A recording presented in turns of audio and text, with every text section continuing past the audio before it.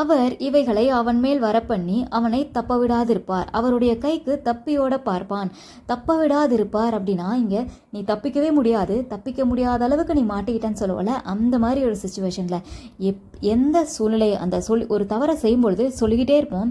ஆனால் அவங்க ஒரு சில மனிதர்கள் கேட்கவே மாட்டாங்க. அப்படி திரும்ப திரும்ப பண்ணும்போது அவங்க வந்து கையும் களவுமா பிடிபடும் போது இனிமே நீ தப்பிக்கவே முடியாது, அந்த லிமிட்டை தாண்டும் போது அவங்களுடைய அந்த முடிவு வரும்பொழுது அவங்க தப்பிக்கவே முடியாதுன்ற அளவுக்கு அவங்க மாட்டிக்கொள்வாங்க. அவன் மேல் அப்படிங்கிறது இங்கே யார் மேலேனா பொல்லாத மனிதர்கள், கொடூரக்காரர்கள், அந்த மாதிரி மனிதர்களுக்கு பொல்லாப்பு செய்கிறவர்கள், மனிதர்களை கொடூரமாய் சக மனிதனை கொடூரமாய் நடத்துகிறவர்கள், ஆண்டவரால் அவங்க மேலே இப்படிப்பட்ட ஆக்கினைகள் வரும்.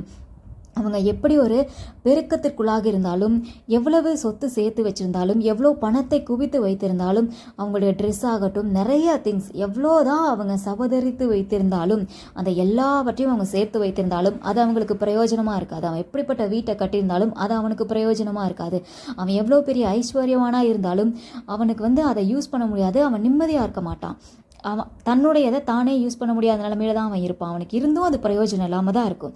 அவனுக்கு வந்து நிம்மதி இருக்காது. ஒன்றுமே இல்லாதவன் கூட நிம்மதியாக தூங்குவாங்க. ஆனால் இவ்வளவும் இருந்தும் அவன் நிம்மதியாக இருக்க மாட்டான். ஏன்னா அவன் பொல்லாப்பில் தானே அத்தனையும் வாங்கி வச்சுருக்கான். அவன் வந்து வெள்ளத்தை போல திகில்கள் அவன் மேலே வரும்.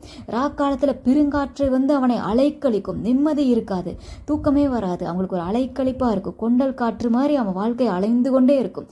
ஒரு வாழ்க்கையில் பெருங்காற்று வருது, ஒரு கொண்டல் காற்று வருது, அந்த காற்று பலமாக அடைக்குதுன்னா அந்த மரம் எப்படி அசையும்?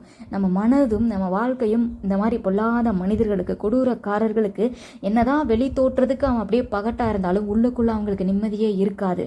அவங்க தூக்கம் வராது. நம்ம வந்து ஒன்றுமே இல்லை அப்படின்னு புலம்புனாலும் ஒரு நேரத்தில் நம்ம நிம்மதியாக தூங்கிடுவோம். ஆனால் அந்த மாதிரி மனிதர்களுக்கு வெளி தோற்றத்துக்கு அவன் அப்படி இருந்தாலும் உள்ளுக்குள்ளே அவங்களுக்கு நிம்மதி இருக்காது. அலைக்கழிக்கப்படுகிற ஒரு மரத்தை போல் அந்த காற்றுனால அலங்கஞ்சிட்டே இருக்கிற மாதிரி நிம்மதியே இல்லாமல் தான் இருப்பாங்க.